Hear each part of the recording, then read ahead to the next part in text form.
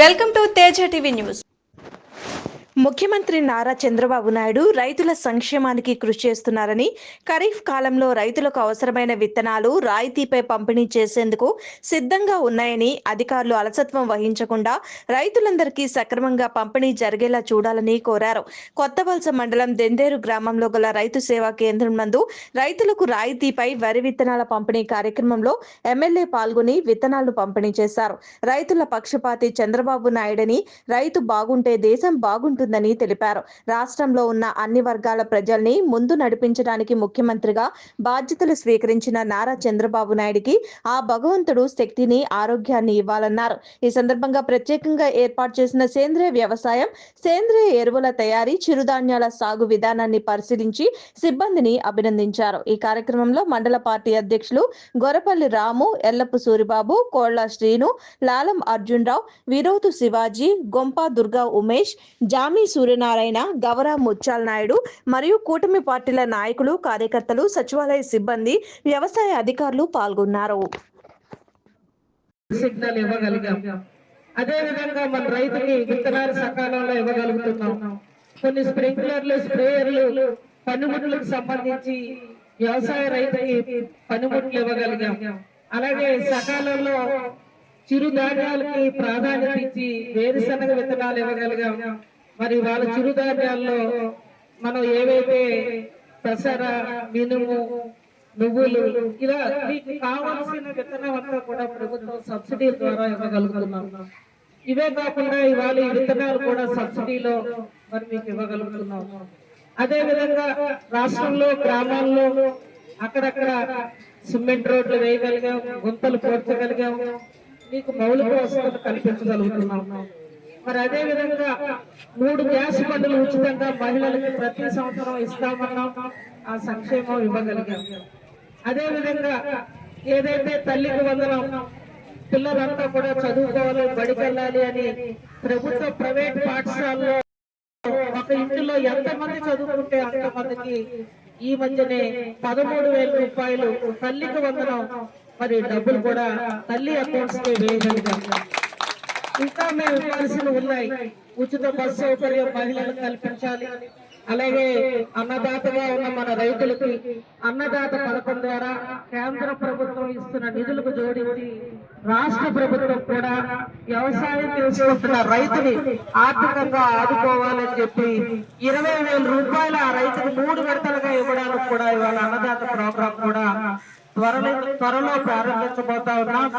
మరి ఈ విధంగా ఇవాళ కూటమి ప్రభుత్వం ప్రజలందరికీ, అన్ని వర్గాలకి, రైతాంగానికి అండగా ఉండి ముందుకెళ్తుంది అని చెప్పి ఈ 4 మాటలు మరి మీ అందరికీ తెలియపరుస్తూ ఇవాళ కూటమి ప్రభుత్వం వచ్చిన తర్వాత ఈ సంవత్సర కాలంలో కూటమి ప్రభుత్వం గెలిచిన వెంటనే ఆనాటి ప్రభుత్వం, గత ప్రభుత్వంలో రైతుల బకాయిలు ఉంటే పండిన పంట బకాయిలు తీర్చగలిగాం. గత ప్రభుత్వం విడిచిపెట్టింది రైతులు ధాన్యం డబ్బులు వేయకుండా. ఆ బకాయిలు తీర్చాం. ఆ సంవత్సరం విత్తనాలు సకాలంలో ఇవ్వగలిగాం. మళ్ళా ప్రభుత్వమే గత సంవత్సరం పంట తీసుకొని రైతులకి 48 గంటల్లో డబ్బులు వేస్తామని చెప్పి 24 గంటల్లో అకౌంట్స్ డబ్బులు వేయగలిగింది కూటమి ప్రభుత్వం. ఆలోచించాలి వాళ్ళు. మళ్ళా ఈ సంవత్సరం మేము వ్యవసాయానికి, రైతుకి విత్తనాలు అందజేయాలి. ఆ విత్తనాలతో పాటు మన క్రిమి సంహారక మందులు అందజేయాలి. స్ప్రింక్లర్లు ఇస్తున్నాం, స్ప్రేయర్లు ఇస్తున్నాం, డ్రిప్ ఇరిగేషన్ ప్రోత్సహిస్తున్నాం, ప్రకృతి వ్యవసాయాన్ని ప్రోత్సహిస్తున్నాం, సేంద్రియ వ్యవసాయాన్ని ప్రోత్సహిస్తున్నాం. ఇలా అన్ని వర్గాలకి, రైతుకి ఒక వరే కాకుండా వరికి అనుసంధానంగా ఉన్న వ్యవసాయాన్ని కూడా ఇవాళ ప్రోత్సహిస్తూ మనం చూసాం. ఇప్పుడు ప్రకృతి వ్యవసాయం మా ఆడపిల్లలు ఎంత చక్కగా మా మరదలకు ఇవాళ ఎక్స్ప్లెయిన్ చేశారు. గత ప్రభుత్వం విడిచిపెట్టింది. ప్రకృతి వ్యవసాయం లేదు, సేంద్రియ వ్యవసాయం లేదు, హార్టికల్చర్ లేదు, సెమీ కల్చర్ లేదు, ఫిషరీస్ లేదు. అసలు రైతుకు సంబంధించిన అనుసంధానంగా ఉన్న వ్యవసాయాలు ఏవి కూడా ప్రోత్సహించలేకపోయింది. మళ్ళా ఈనాడు అన్నిటికీ బండి పరిగెత్తిస్తూ రైతుకు తోడుగా ఇవాళ చిరుధాన్యాలు ప్రోత్సహిస్తున్నాం. అన్ని వర్గాలకి కూడా న్యాయం చేసుకుంటూ మొక్కజొన్నను ప్రోత్సహిస్తున్నాం, జీడి మామూలు ప్రోత్సహిస్తున్నాం.